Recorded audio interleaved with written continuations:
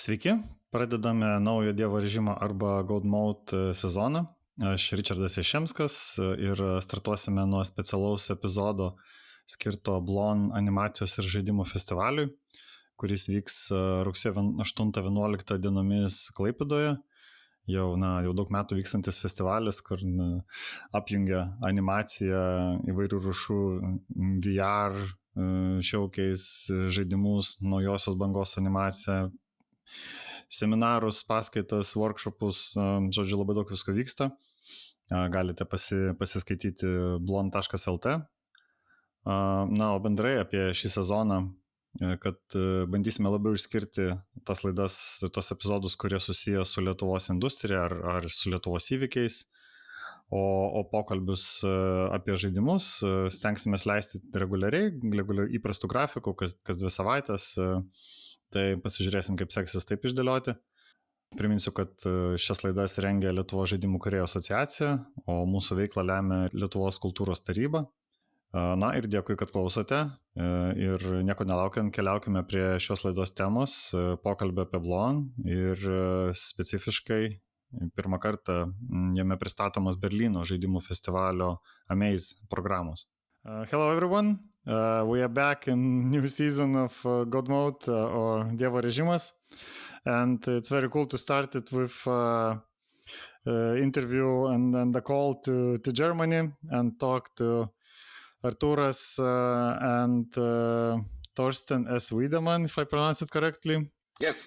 About Blon Animation Festival and Amaze Games Festival and how it all comes together and will come together in Klaipėdoje in September 8-11. And to start, I was a big fan of Blon myself. I've been there from the very beginning in the 2015 when it was like really, really small, and some people gathered together to show animation, to talk about games a bit, to talk about technologies. I think it was in the first one when they talked about HoloLens development back in 2015 or 16. It was so strange. And I know Artūras, you worked with the team for many years. Can you tell us a bit in general about Blon? What is it? What's the concept? Yeah, so the Blon started out as a festival called Beautiful Land of Nevermind. So that's what those letters means. Some years ago, I'm not even sure how many, but it was an animation festival, a rather small animation festival. And since we started working with video games in several fields, doing some small events as well, we've got introduced with the organizers of Blon, them asking for some help at that time, specifically to have a lounge with video games, maybe focused more on, providing some additional content for kids visiting the festival and the children program. So that year we brought some board games and mobile games, because I used to cooperate with children game developers, few studios at the time. But that was the beginning of our cooperation and friendship, and we kept on expanding video games program from that year ever since, like slowly and gradually adding more content in lectures form, but less of it in showcase form. So showcase became virtually extinct in the last few years, but we still had a very nice lineups of speakers and nice attendance numbers from Lithuania, Latvia, Poland, and Nordic countries. And it became some sort of a festival, which I'd say most of the visitors would call a festival because of its vibe, right? It's very chill, very calm, very friendly for long conversations and for meeting interesting people in a very wide sense, from cross-platform, cross-industry conversations and acquaintances. So I always wanted that part to become something more, and Blon also had this idea. We've been discussing growing it a little bit more every year, but because of the location and the size and the scale of the event, it was not easy to come up with new ideas or figure out how they could make sense economically or, idea-wise. We knew for sure that we don't want business in that event. We don't want pretty much all of those people who funds events, globally, user acquisition companies, advertisement companies. And we wanted to steer clear away from that because there are so many events that can be a platform for them. This we wanted to be focused on art and creativity and people. So then a few years back, I had a rather long stay in Berlin. At the time, I was there with Florian, which is, I think, a familiar person to Lithuanian game developers and German game developers. We've met with him in Blon. We became friends with him in Blon, and then that friendship continued. Eventually, we swapped places at Game On. He arrived from Germany to work on Game On for a couple of years, and essentially took my role there. And in that time, we were in Berlin, and he said, you have to see this Amaze Festival, and we just went there. And then those 2 days were the most exciting days of that whole trip to Berlin, because when I saw the festival for the first time, the very first idea that popped into my head was this could be Blon. This is what I imagined but never seen, right? How it should look, how it should feel, what games should be there, what kind of talks should be there, and decorations, everything. So I literally fell in love with it. So I found Thorsten at that festival and asked for his card. So I want to do something similar in Lithuania. Just please give me a contact. I'll write to you. And that was our first conversation, basically. I think we shared some ice cream because it was near the refrigerator. And I kind of, in the beginning, I wasn't even sure what should we do, what could we do, but that was this happy coincidence that Blon lost some of its venues on the next year. So it used to be in one single venue, the whole festival, and then some of it got rented to some other event, and Blon had to look for more space around Klaipėdoye. And they used this Hofas inner yard and some of the hangars around it. And when I went there and saw that space, it was an amazing space. I mean, the way it looked, it totally felt pretty similar to what I saw in Berlin just a year ago. And I thought, that's probably a sign. And then from that point, I started to write one email a year to Thorsten. Oh, really? Yeah. I'm a slow responder. Oh, yeah. Shit. Sorry for that. But actually, you did respond to some of those. And we basically agreed to, that's a great idea to do something together. Let's talk later. And then it's either me not being able to come up with an offer because I would need also some space, some funding, some components to make that conversation kind of sensible, right? Or it was, we would be lost in between festivals. One year, I remember you went to Africa, specifically at the time when I was trying to contact you. So, this year was filled with more certainty. We managed to jump on the call early this year to kind of brainstorm a little bit around the idea, which allowed me to start looking for things we need here locally. And and I think that's that. 3 months before this call or so, we kind of said let's do it. And so it's happening. Yeah, it's fantastic. Yeah, it's really good. So thanks for being so consistently nice and writing me some emails and also trying to contact me. And I'm very sorry for that, because actually I'm always trying to really write emails and respond. But as you said, there's a lot of stuff happening. Complicated timing with pandemics. Yeah, but it's also, there was all this 2 years of COVID, and I think we started talking. I think it was in 2018. I think we met in 2018, right? From this time on. And and then there are, of course, different other events and bad scheduling, and then we forgot to talk about it. And then suddenly Arturos was again there, and like, oh yeah, and actually, end of last year, we just agreed that I have to send you something. Yes. You just nailed something down.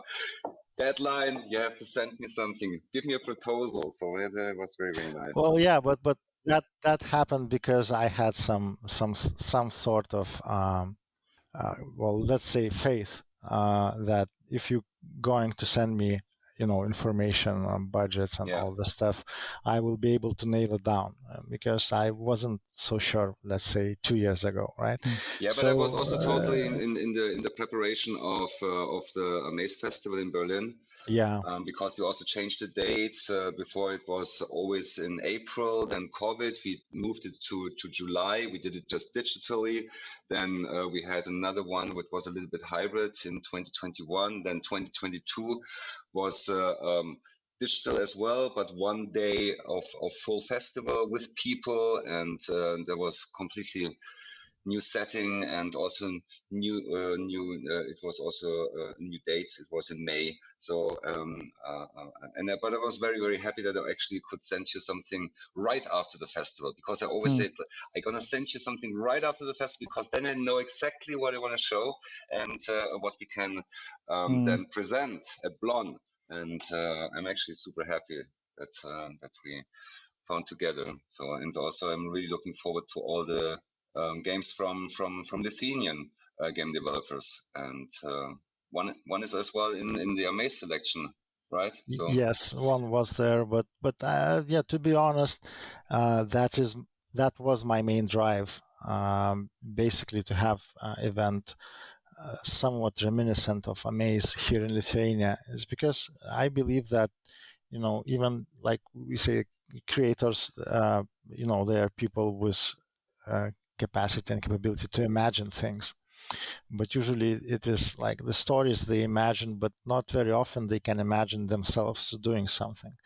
And for me personally, Amaze was about finding the games that were born out of the desire to say something, without really going deep into the technology or into the production values, candy polished looks or whatever.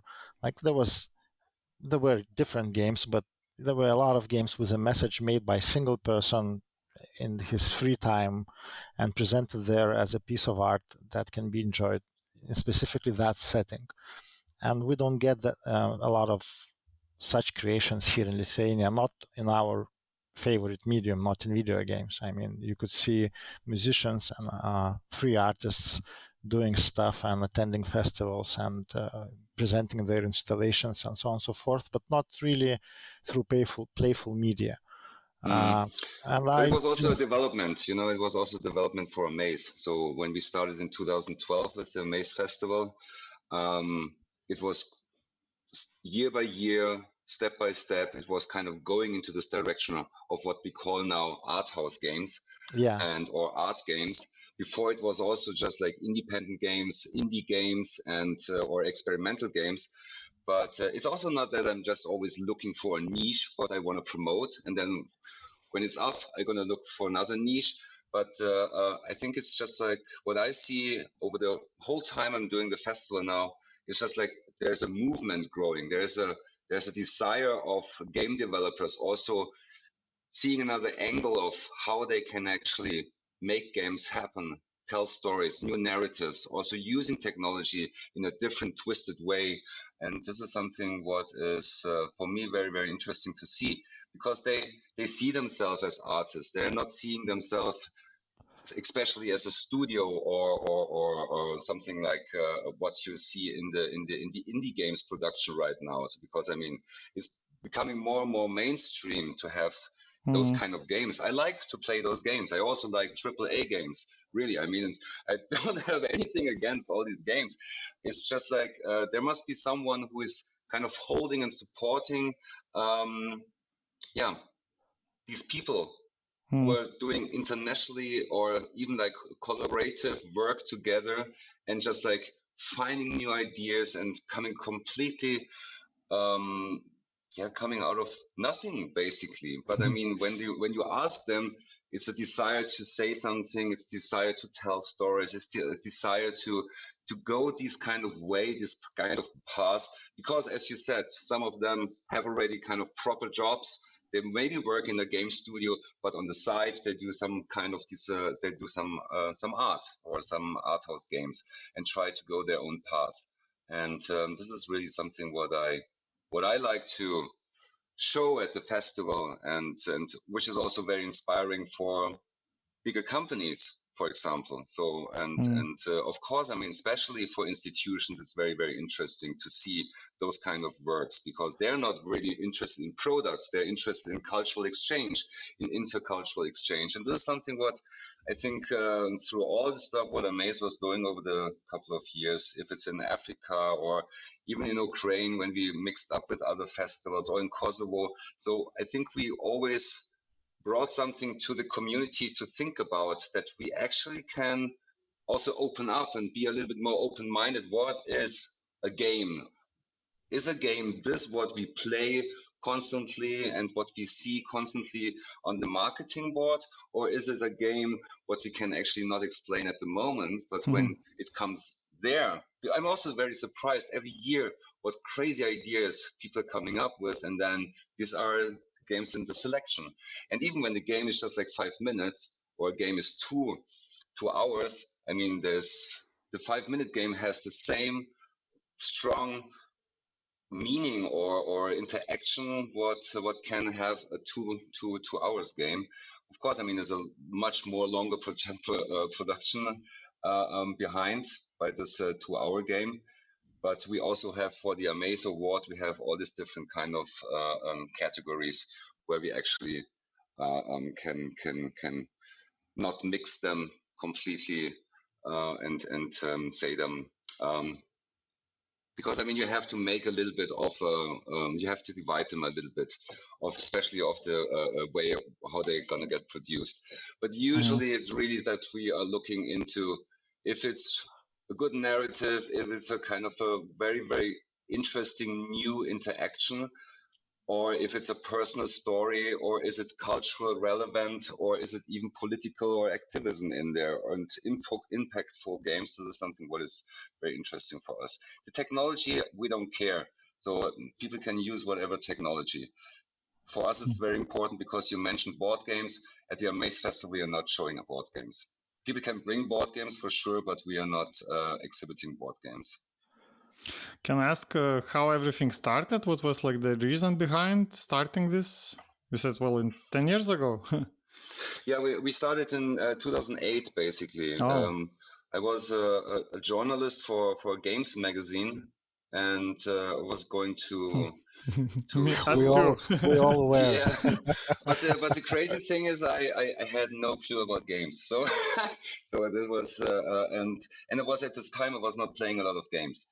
So I was more like a DJ and did some other stuff, working in a bar. And I had this talk show, and I invited one of the people from the magazine, and they were talking about this games magazine, what they make in Berlin.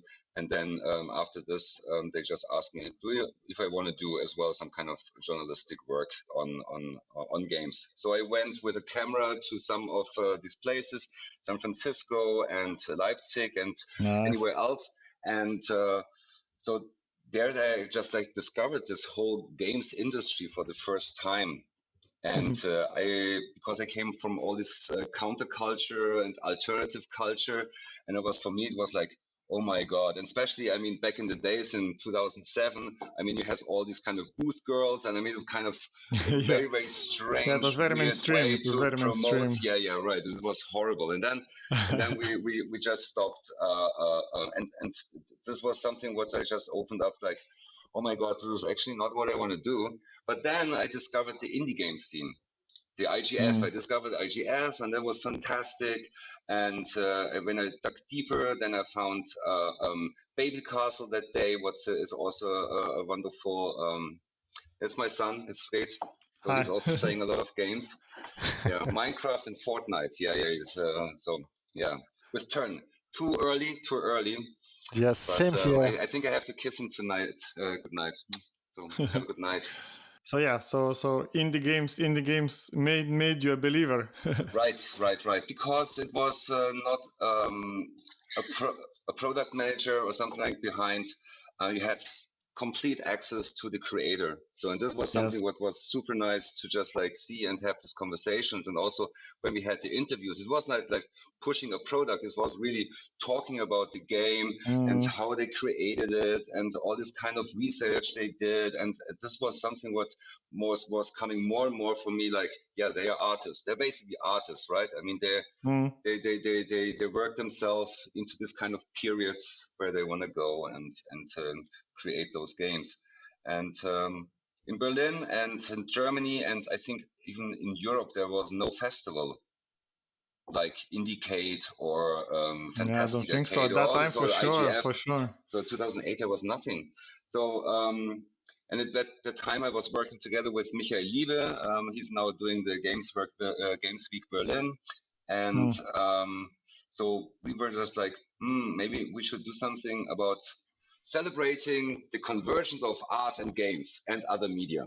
So, and then we were kind of thinking what kind of names we should come up with. And then finally we found after a half year of thinking the name Amaze. And it's kind of a wordplay, right? You have A, then you have the space and maze. So it's a labyrinth, but still people say, and this is the common word what people are using at Amaze, amazing.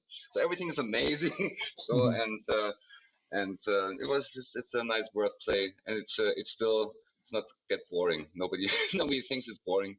And then from this time on, we just started to make small events, bar events, brought game developers together in bars, had chiptune music running, and then slowly we started to make bigger events, and that was 2009. We did a very small festival. Amaze First Step, we called it. It was especially with students.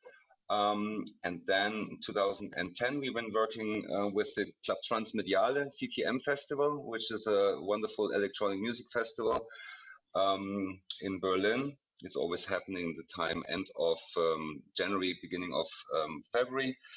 And they've been asking us, do you want to join and bring the component games into the festival just for one time, and then we kind of made a small festival in a bigger festival, and was really, really fantastic. We had a crazy good curated music games exhibition. We just collected a lot of music games from basically from 1982 until up to 2010. And then we also had some kind of commissioned work, and that was basically the start, because suddenly people saw us, because it was in connection with the other festival, with this bigger festival, and people have been talking about. We also had a music show where people showed some creative coding, sound installations, or performances, and including as well some kind of visuals, game visuals, or visuals done by in game engines.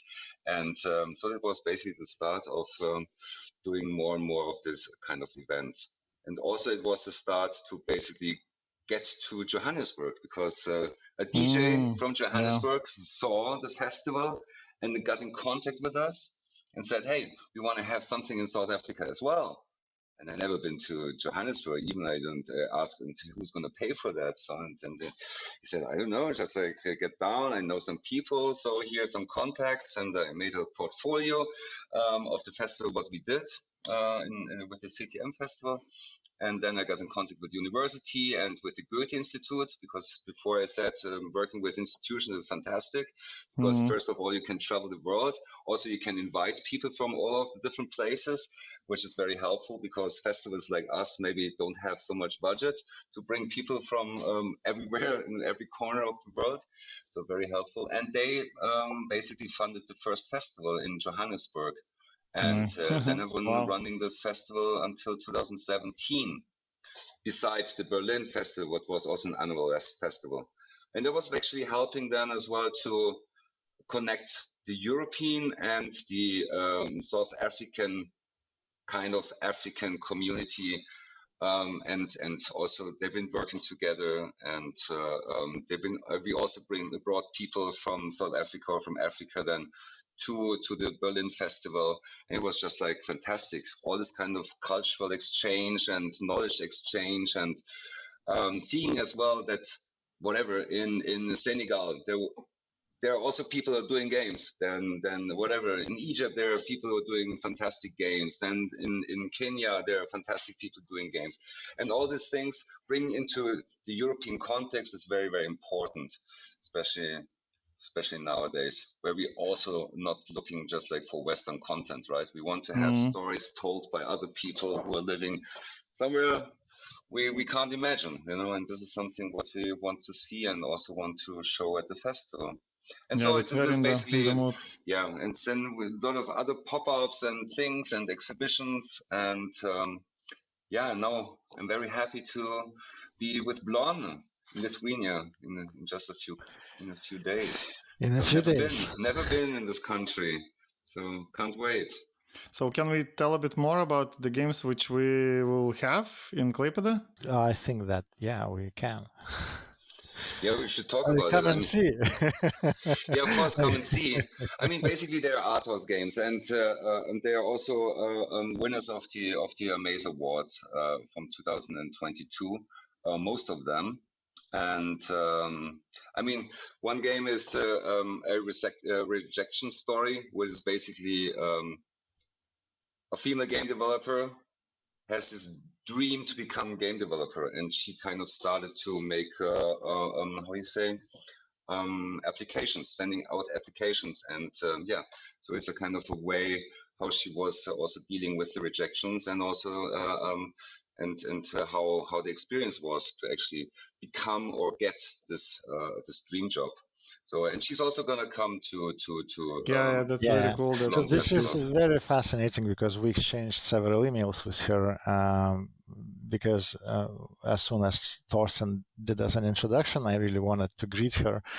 And the reason for that is because, in my young age, when I was dreaming about having a space in game development industry as such, I also had this moment when, there was absolutely nothing here in Lithuania. So I had to look for a job somewhere else. And of course, through the prism of everyone else in Germany or Netherlands or Sweden being much more experienced, meaning that, they have a lot of people there. Why would they even hire me? But still writing that email, pouring your heart into it and waiting for any response, really. I mean, a no is also a response that could go, oh, they noticed me, they said no, So it's kind of like, it kind of reminded me of that time. And when we were, discussing the title of her lecture, she was kind of saying that, I just want to meet with people and talk about, games that changed their lives. And I said, like, whoa, that's a great idea, because I wanted to do something like that myself. For this Blon specifically, I just wanted to have a round table where we all sit down and just share our experiences about the video games that actually changed something in us, right? Not just a great story or a great experience or a great adventure, but something that made us better or worse, doesn't matter, but still changed us, influenced us in some ways. So I was really fascinated that she has this specific talk. We actually allowed some time in the schedule to try and do this conversation, like after her lecture, actually try and have some people from the audience to come up with their stories and see what happens. Oh, that's wonderful. It's a great idea. I love it. Yeah. So this game is also one of my favorites. When I saw it, because I knew about the game before Thorsten suggested it, I was just very happy to see it in the list. Yeah. And then, we also brought some games in there which are not, which won an Amaze Award in the past, but maybe you've heard about Line Wobbler. It's an LED installation. Actually, I wanted to bring the sphere, the wobble sphere, but at the moment it's not really stable. We exhibited it in Amaze 2022, and there's not a real complex gameplay behind at the moment. But Robin Baumgarten, he's working since 2013 or 14 with LED strips and springs. And he also has the Wobble Garden on the Quantum Wobbler and I don't know, so many wobbles, so wobbling around. So I brought basically his first work, Line Wobbler, and it's how you call it? It's a one-dimensional dungeon crawler. Yes. I think it has 11. Yeah, it has 11 levels, and yeah, there's a red dot, and you should not touch the red dot. And by wobbling, you can kill the red dot. So this is pretty cool. I mean, it looks really fascinating on video. I don't even understand how it works, but yeah, that's one of the most anticipated games for me. I really want to try to see how it works. No, and I think this is as well for me. It was kind of opening up all this kind of alternative game controller scene. I mean, this is something what we maybe can talk about when in future collaborations to actually make an alternative game controller or the alt controller games exhibition, which definitely kind of builds complete hardware, and the hardware in itself has already a game mechanic. It's really fascinating. So I also can share a website. It's called, I'm going to share it later. So because I don't want to say it wrong. I think shake a button or something like that. shakeabutton.com. Then you have thousands. Cool. We'll share the link in the description. Yes. I just have to find the link. So no wrong things here in the podcast. And then we want to bring Ale. He's actually from Egypt, but he lives now in London, and he's a student at Goldsmith University. He's an art student, and he made this game, or he called his installation The Game of Me, which is an immersive installation, and it's more like a healing journey for him, because it's kind of towards a journey towards self-love and compassion, and and also his identity of being in Egypt. And it's a diary about his thoughts, and it's projection mapping, and you also can interact with it. It's a wonderful piece of art, a wonderful playful media art installation, and I'm happy that we kind of showed it. So it should look well. Hopefully we can arrange it, in a proper way. We'll have 24 hours to do that, so we just have 4 hours to build it. Okay. No problem. If Ellie is there, so then it's definitely not a problem. So hopefully he's getting his visa in time. Absolutely. Yeah, and he's also going to give a talk. Hopefully, if visa goes through. And his game is also like it has one of the components that I think was very captivating for me at Amaze. It was the notion that I don't have to like the game, which is kind of in itself the idea that I'm making a game that nobody has to like it, because I'm not attempting to make it to be likable, because that's not the point, right? Why I'm making it. And so Amaze had a lot of games that were built with this mindset, and that means that basically they can explore so many more topics, because some of them can be hurtful, and so they are gone from mainstream games. You won't see that. You won't see difficult choices. Well, okay, you can see like difficult choices, but not really uncomfortable choices, right? Games doesn't usually make us to make uncomfortable choices that we cannot live with ourselves afterwards.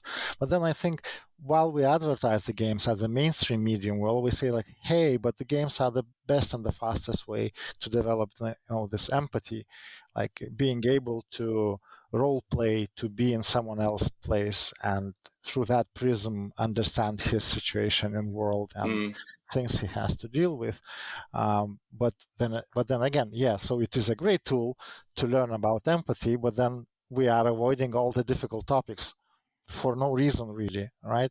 Because, well, okay, mainstream games can steer clear from that, but indies are not, like, again, in general sense, indies are not too brave either. So it just, it falls upon artists to kind of build that bridge, build that gap, that it's okay, I don't know, to cry because you're sad during the game, but like ultimately sad, not because of some like story, but when it comes with a feeling from inside. So that was the piece of the puzzle that I couldn't like complete my own perception of what the video game world is.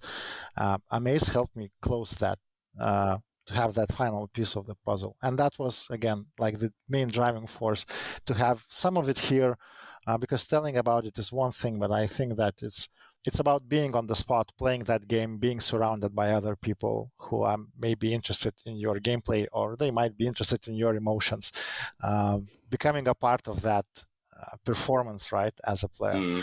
So those things that were very fascinating, and this Game of Me, made by Ali, is also like a very strong example how those things can be done and why they are important. I think there are a lot of issues we discuss daily without being able to look at those issues from the perspective of other people, and that's what is going to happen to those who will go and check this installation. Yeah, I mean, but it's also, for me, it's very, very cool to bring him and also to show his work, because I like when people are kind of showing their personal life story, or kind of using the medium to express how they feel and how this journey was, or how his her or their part of life was. I think this is very, very important especially for art house games, and we are not at the end of that, because I think also art house games don't have to be low budget games. Art house games don't have to be or no budget games. I mean, most of the people are doing it just with no money at all. So just like, I want to do it. I have the desire to tell this story. I have the desire to bring it into a form of a game and use the medium and fill it. But I can interrupt a bit and share the story from Gamescom. Actually, I was walking past the booths, and I'm just something, in my eyes, something similar, which I saw. And then I saw the trailer of this VR game, VR1, and I was like, oh, this is coming to Lithuania. So I went to publishers. It's published by a big VR publisher, Fast Travel Games. They had like 3 or 4 games on, trailers and showcases. And I was like, came to the guy, say, hi, we will have your game, your published game in the booth, and asked to share the information. So it was very, very like random, nice surprise. So that looked like a very large game in the sense, because it's VR, it's 3D, I guess complicated technically. But I wanted to say that it's like, after I look at these games, it's even like only 9 games, but variety, it's such wide, like the spectrum of like topics, technologies, styles, and like just creation process is so varied already. So my son is always saying, it looks like you play a cucumber. There is one game like that, No, we are one is also in the showcase, right? I mean, this is this puzzle game where you basically play yourself, and you. Well, actually, I just celebrated my birthday, and there was a coincidence that I've met a guy. Well, I know a little bit from the past, but we haven't talked much throughout the life. And he says, out of the blue asked me like, so it's like 42 years, like, so in 40 years, what did you learn, about life, about, I don't know, trust, whatever. And I said like, yeah, well, there is something you learn in while living for 40 years is that, from the perspective of trust, you always have like not to be suspicious of other people, but rather be ready for everything. Because at the end of the day, if you need something, it's going to be you who is doing that. And like this game like really encapsulates this thing, like, right? Oh, yeah, you can use yourself in and somehow extends the time and space continuum, but it's all about you. It's you in the past and you in the future doing things for you in the now. Yeah. Succeed. Yeah. It's nice to get old. So yeah. Don't be afraid. Yeah. Everything becomes very, very simple. Probably listeners are much younger than us. So yeah. Well, I'm actually very, very keen to see the audience. And actually, yeah, when I was looking at the trailers and the descriptions, I was like, are we ready for this? Are we not too conservative in the sense? Can you suggest? I mean, what should people expect in the sense? How they should feel before coming to see these games? I mean, for me as a curator or a festival maker, for me, everybody is firstly invited. So it's always like no fear. So we don't bite. Art is for everyone, you can enjoy it, you can hate it, so whatever. So, but you think definitely you should see it. And with games, you can basically as well interact with it, which is much more fun than just watching a video or looking at a picture or a painting. I think just come open-minded and see what those games or installations will do with you. Because I think this is something very unique, and especially when you haven't seen something like that, it will definitely blow your mind. Yes, in a good sense. golden world. It's going to be amazing. Yes, It's gonna be. Yeah, I mean, because as Thorsten said, trying those games is one thing, but also sometimes you just try a game for a minute, and then you decide that, well, the next 2 hours I'm going to watch others try it, because I want to see their emotion. And I mean, we also have one fun game, one really fun game. I mean, what's the cats? name? The Cats game. Yes. We hope to put it on the very big screen. If we can make it, that should be very fun.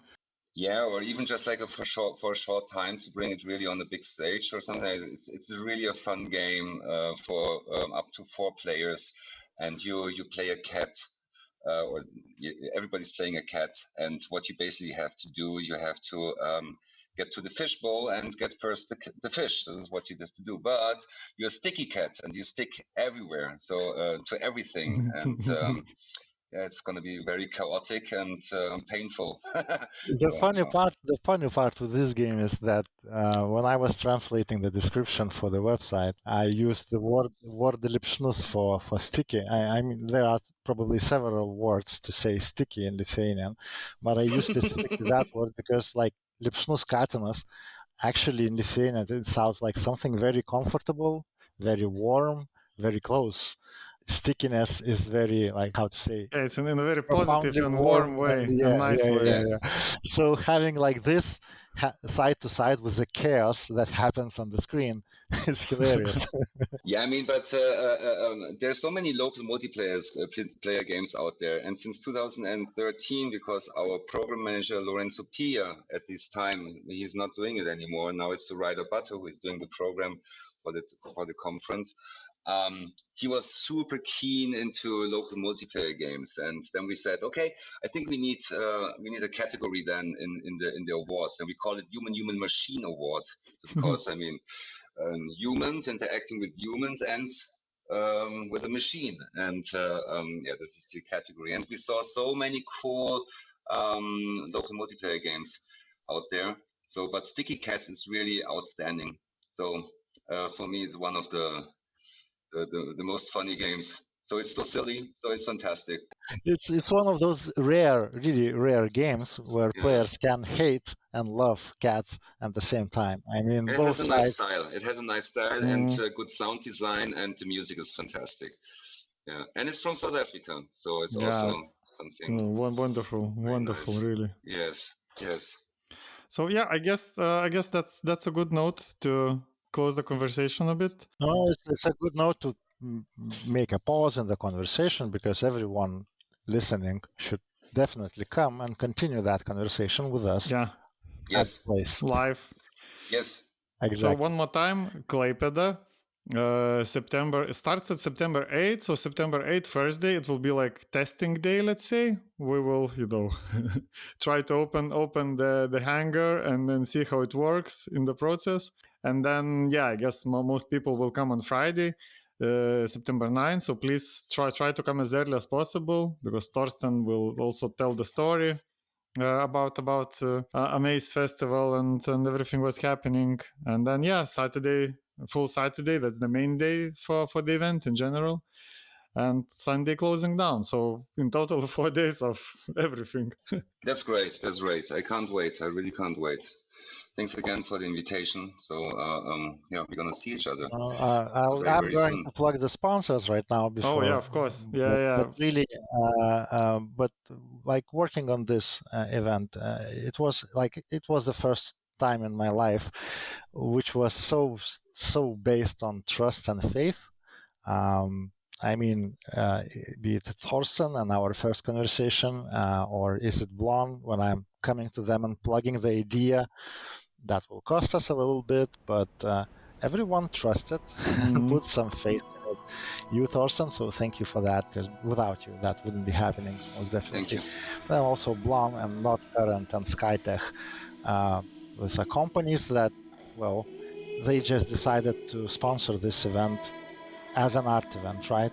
They just said, you need help, here's help, and we've got it. So it was very moving for me. Usually I work with commercial things, and usually there is things going back and from, and now it's just, everybody coming together to see whether this can happen, whether this can continue. And I hope it can. So thanks guys, and can't wait for you. Thank you. Yes. So thanks a lot, Thorsten, Arturas. See you, and hope everybody can come to Klaipėda.